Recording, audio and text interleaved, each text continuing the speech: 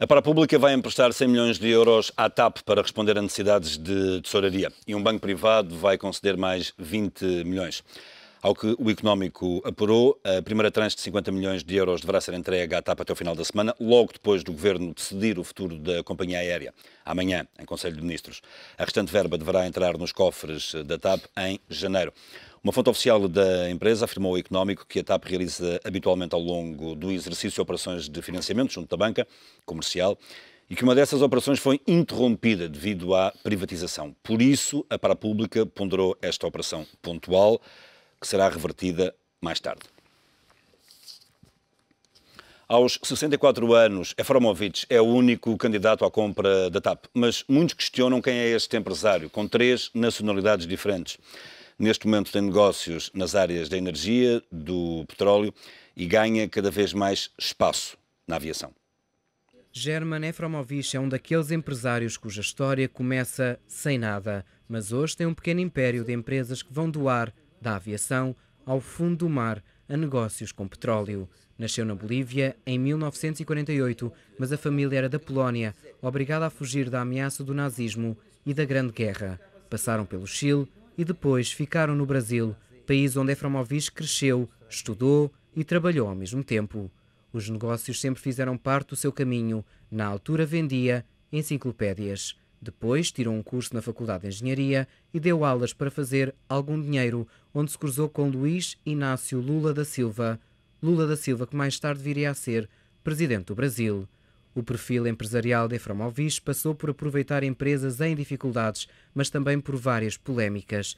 Cria a Marítima, uma empresa na área do petróleo, que começou por ter como função levar mergulhadores ao fundo do mar, verificar equipamentos das companhias clientes. Mas subitamente, com um património de 1 milhão de euros e sem experiência na área, começa a ganhar concursos da Petrobras avaliados em 2 mil milhões.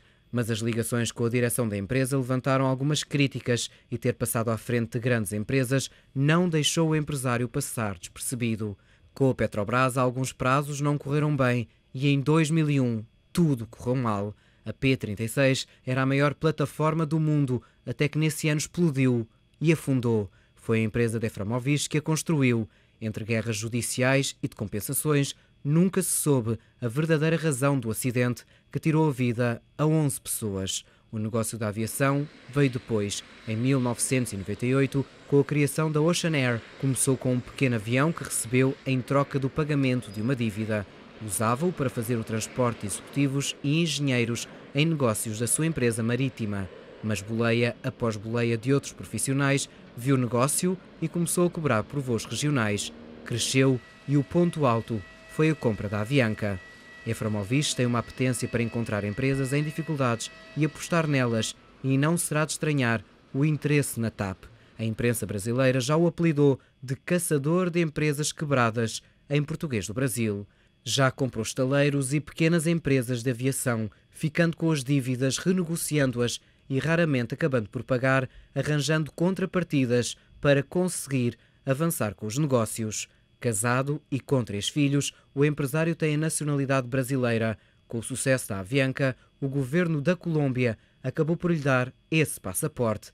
Agora foi à Polónia invocar as raízes e, com a nacionalidade polaca, criou uma empresa no Luxemburgo e veio tentar comprar a TAP. Não esconde que a crise é o melhor momento para começar um negócio, mas também diz não é kamikaze e a TAP já foi cobiçada por vários pretendentes.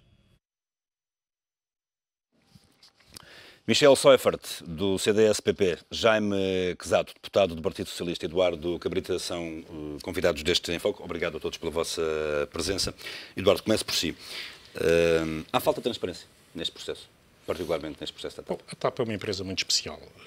Não vale a pena, antecipo já essa questão. Sabemos todos que está no memorando de entendimento a privatização da TAP. Mas estar no memorando de entendimento não significa que se faça de qualquer maneira a quem quer que seja, sem ter em conta a importância que esta empresa tem para o país, simbolicamente, para ligações que são estratégicas para Portugal, designadamente em África, na América do Sul, às comunidades portuguesas. O processo tem decorrido de uma forma que o Governo convém que compreenda que estamos perante uma situação que não é um debate político habitual, de confronto legítimo de ideias entre Governo e as oposições. Esta é uma questão que, quer relativamente às instituições internacionais, quer relativamente ao Presidente da República, o Partido Socialista não deixará de dizer que não tolerará que o interesse nacional seja gravemente posto em causa. Ontem o Presidente do Tribunal de Contas, numa audição a que o Governo, violando a Constituição, desprezando o Parlamento, faltou. O Governo disse que, convocado para estar presente em audições sobre privatização da TAP e da ANA, primeiro confirmou a presença e depois veio dizer que só virá em janeiro.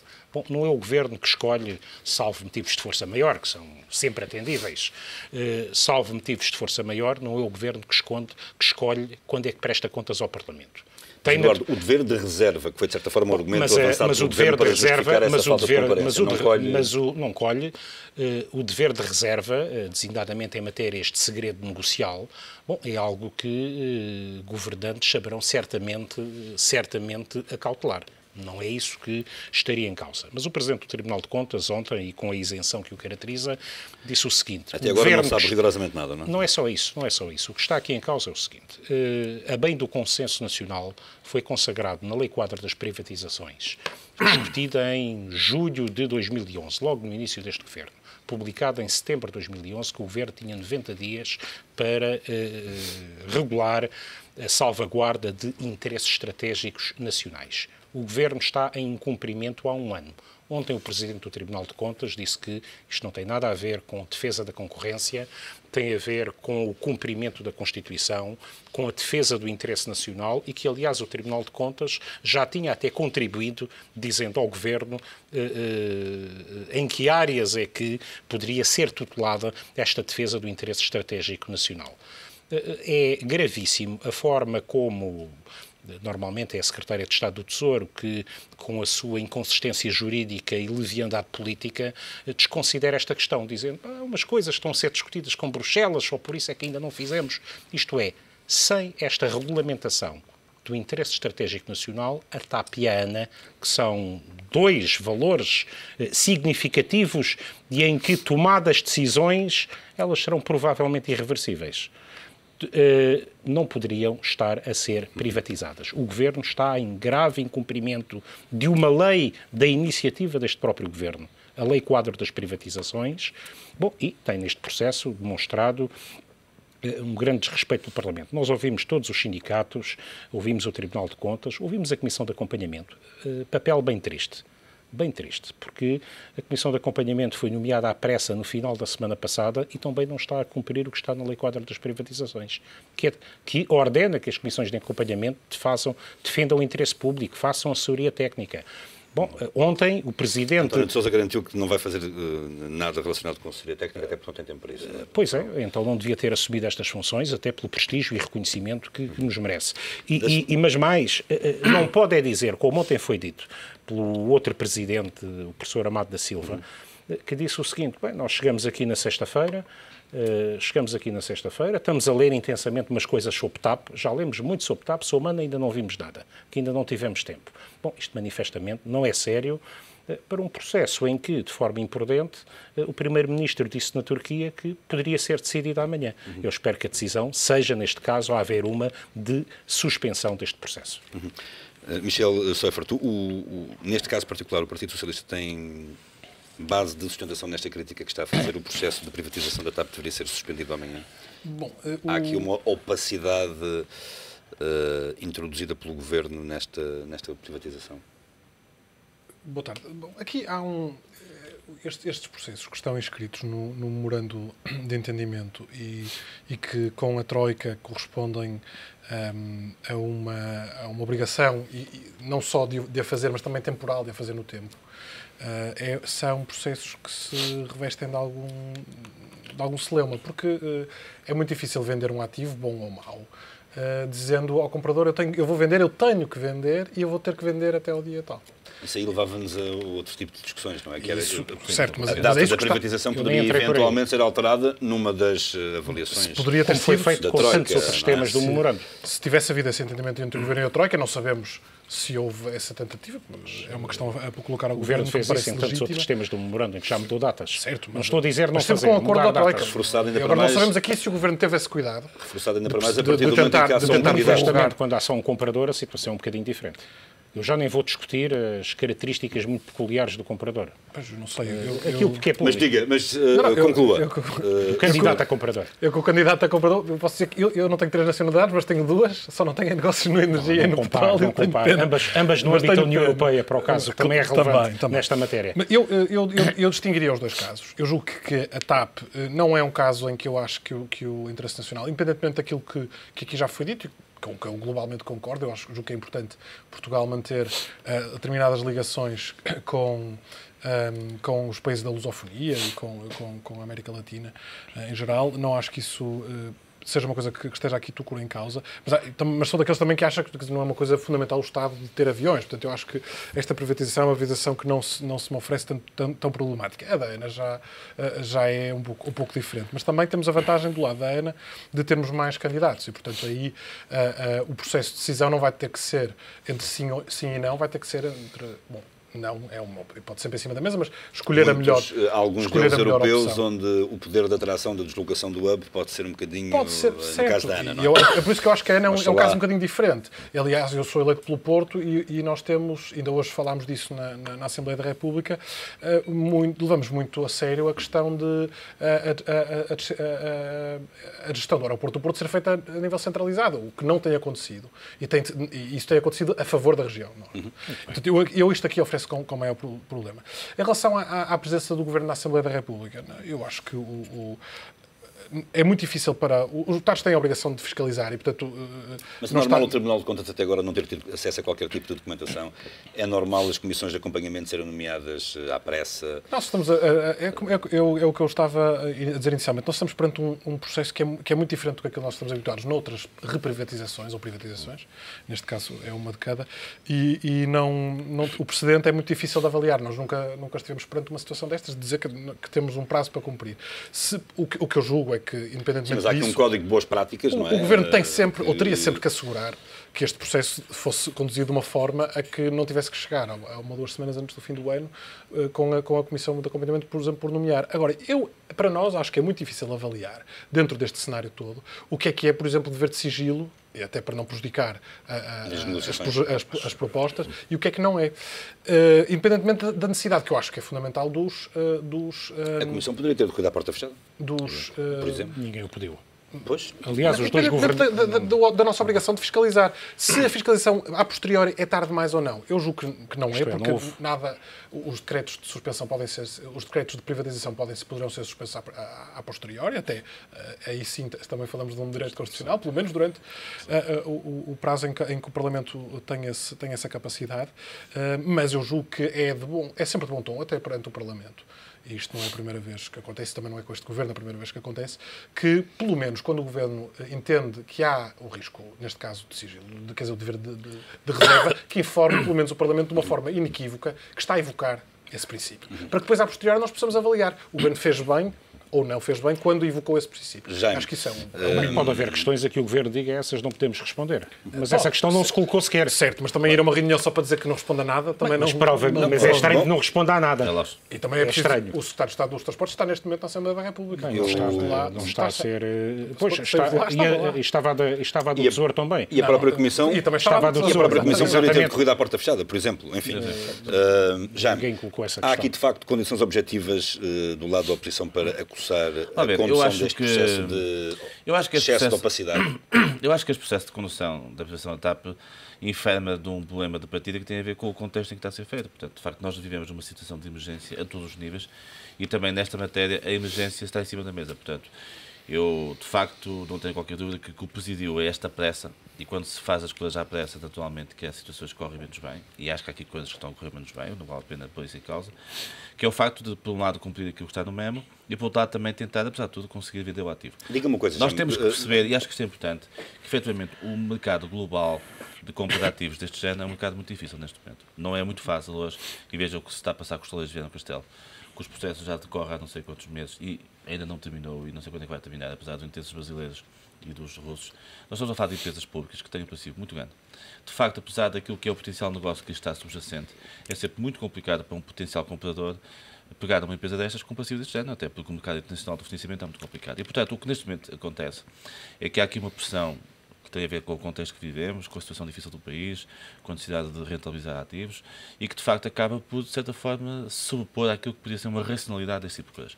Eu acho que um processo de venda de uma empresa como a TAP tem que ser um processo conduzido com alguma serenidade e com alguma calma. Concordo que é importante para um país como Portugal, que é um país pequeno, periférico, um país que infelizmente está numa situação do ponto de vista também estratégico relativamente difícil, ter ativos do ponto de vista logístico, como é os portos de mar e como são outros, que permitam assegurar esta lógica de logística internacional.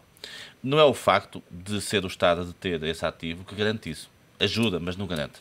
Mas é importante, e concordo, que efetivamente na venda de uma TAP, como na venda de outros ativos associados a este género, haja esse tipo de preocupações. Parece-me que no meio desta confusão que se instalou e que tem a ver com a situação de emergência do país, era importante que efetivamente fosse assegurado o interesse nacional do ponto de vista daquilo que é a lógica de interesse da TAP. Eu diria a dois níveis para acabar. Primeiro, é de facto importante que o comprador da TAP, e eu não tenho nada contra a pessoa que está interessada em comprar a TAP, tenha um percurso do ponto de vista profissional muito fora do normal, mas isso nós temos exemplos também noutros países de pessoas que começaram do nada e se transformaram em grandes empresários. Mesmo cá em Portugal temos exemplos desses e, no entanto, nunca foi posta em causa a sua honorabilidade nem pessoal nem profissional. Mas é importante que, de facto, o futuro dono da TAP tivesse a preocupação, e aí o Governo tem um papel importante, do ponto de vista da regulação, em assegurar duas coisas fundamentais. A primeira é, efetivamente, este princípio de centralidade estratégica que a TAP tem que ter enquanto operador que faz a ligação, sobretudo algumas zonas fundamentais. Eu acho que a questão de ligação ao Brasil, a questão de ligação à África, a questão de ligação também a Macau é muito importante e acho que esse aspecto deve ser salvaguardado. E depois o outro aspecto que me parece muito importante, isso tem a ver já com a Ana, que é de facto de assegurar aqui uma questão de alguma equidade do ponto de vista do tratamento do país. Esta questão que o Miguel estava a falar da gestão do aeroporto do Porto, parece-me que é um aspecto muito importante. Ou seja, eu também sou do Porto, não tenho nenhum problema nisso, e pelo contrário, e acho que efetivamente, pelo contrário, não sou do Futebol do Porto, sou do Benfica, mas sou da cidade do Porto, como tu gostas. Mas estava a dizer que a experiência da gestão do aeroporto do Porto é uma experiência de sucesso. E se efetivamente se vai avançar para um modelo de centralização do ponto de vista de gestão financeira de um ativo como é a ANA, é importante salvaguardar aquilo que é a racionalidade de alguns territórios e, portanto, acho que é importante também isso salvaguardar. Portanto, eu diria que nesta confusão que estamos a viver, com o aproximar do fim do ano, o facto de toda a gente dizer que vamos ter um 2013 muito complicado, era bom que houvesse alguma serenidade. Eu acho que esta ideia de vender os ativos que temos no âmbito do memo com alguma rapidez é uma ideia importante, porque mostra que se está a tentar cumprir o que está no memo. Agora, é importante que haja aqui alguma seriedade. Eu não sei o que é que vai... Se bem que em termos de vantagem competitiva negocial... Não implica João, eu não diria. Em condições normais. Abaixo do zero ou não? Não, em condições normais implicaria de facto isso. Só que nós, como vivemos numa situação de emergência, temos um problema. Quem é que está interessado na TAP se não for este senhor? Esse também é o problema, não é? Quem é que está interessado na TAP? Sim, esse seguramente é outro problema, claro. Não, porque o problema é esse, é que o problema é que empresas como a TAP, que são empresas que têm um passivo enormíssimo, são empresas que neste momento são empresas muito pouco apetecíveis. E face àquilo que é a concorrência que existe a nível mundial na área aeroespacial, na área do transporte aéreo, e com o aumento dos custos do ponto de vista dos combustíveis, do ponto de vista logístico, de facto são muito poucos os interessados. Portanto, se de facto este senhor se decidiu pelo interesse na TAP, e obviamente se tem, é porque tem também a sua agenda e o seu contexto, o Governo tem que aproveitar esta oportunidade e tem que se munir dos mecanismos de fiscalização adequados. Essa é a minha interpretação.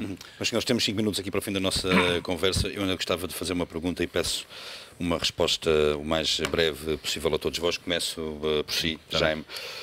Termina hoje o prazo para o Presidente da República enviar o Orçamento do Estado, caso seja essa a decisão, para o Tribunal Constitucional, a solicitar uma fiscalização preventiva. O que é que o Presidente da República deveria fazer a bem do país? Não, acho que o Presidente deve promulgar o orçamento e, nas dúvidas que tem, mandá-las para o Tribunal Constitucional.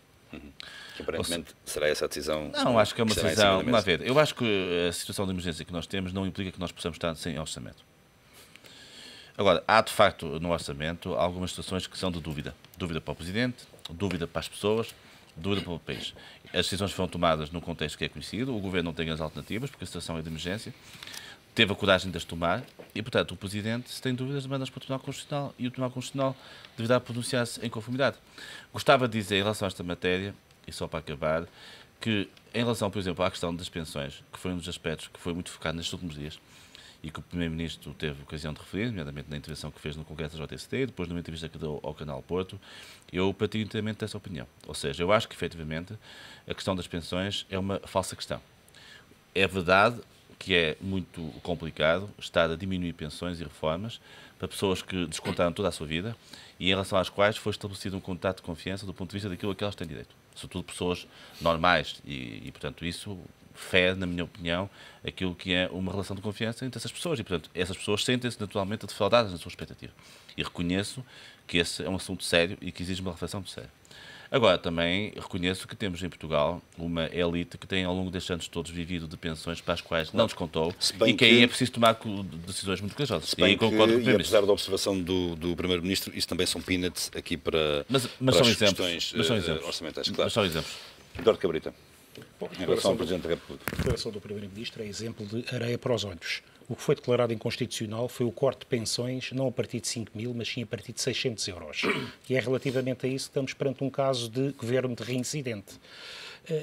Eu respeito qualquer decisão do Presidente da República, mas acho que as duas decisões, as duas hipóteses que têm mais sido faladas nos jornais, não tenho nenhuma indicação do que é que vai acontecer, dentro das 4 hipóteses que teria, ainda teria outro, que era promulgar sem mais ou vetar, mas as duas que têm sido mais faladas dentro dos seus poderes, significa uma delas tudo ficar decidido em menos de um mês, uma outra promover a instabilidade jurídica durante 6 meses. Isto é, até que a fiscalização sucessiva venha a ser decidida, com uma multiplicação, aliás, de eventuais decisões de primeira instância de quem nos... contraditórias até, eventualmente, que possam ser colocadas nos tribunais logo a partir de janeiro. Lembrando sempre que o primeiro dever de um Presidente é cumprir e fazer cumprir a Constituição. Eu preferia que Portugal tivesse, qualquer que fosse a decisão, as suas regras claras o mais cedo possível. Sem qualquer tipo de dúvidas. Michel Seifert, qual é que seria a melhor decisão a bem do país? O Presidente da República é a única pessoa que nós elegemos a nível nacional, por eleição direta, não é? Por todos os portugueses, e, portanto, tem a obrigação de agir segundo a sua melhor opinião e os seus melhores conselhos. Eu, como é evidente, eu votei este orçamento, portanto, eu acho que ele é constitucional e, por isso, não recomendaria o envio. Mas, se houver dúvidas, e se o Presidente achar que aquilo que se alterou do anterior orçamento para este não corrigiu as dúvidas do Constitucional ou levantou outras, deve o enviar. Eu acho, francamente, que faz mais sentido promulgar e enviar perante as dúvidas, até por uma razão de alguma esquizofrenia que todo este processo ainda poderia aumentar ainda este processo, que era... Se o Presidente da República envia preventivamente, nós mantemos a partir de janeiro o orçamento deste ano, que já tinha sido declarado inconstitucional e em vigor apenas durante este ano pelo mesmo Tribunal Constitucional. Só 2 normas. Se o Tribunal enviar sucessivamente, o que acontece é que não é enviado... Claro, é enviado o documento todo, mas com as normas que levantam dúvidas. E se essas forem declaradas inconstitucionais, são só essas que saem... Como no anterior, só 2 é que foram declaradas inconstitucionais. Não foi o vigoração. E são essas depois que o Parlamento terá que pronunciar de outra forma, ou não, depois o Governo terá que agir. Agora, como é evidente, eu votei o orçamento, portanto eu julgo que ele cumpre as normas da Constituição. Meus senhores, muito obrigado. Eu fui um dos que pediram a fiscalização da constitucionalidade do ano passado. Meus senhores, muito obrigado a todos pela vossa presença. Bom Natal a todos. É sempre um prazer tê-los aqui. Até, eventualmente, para a semana.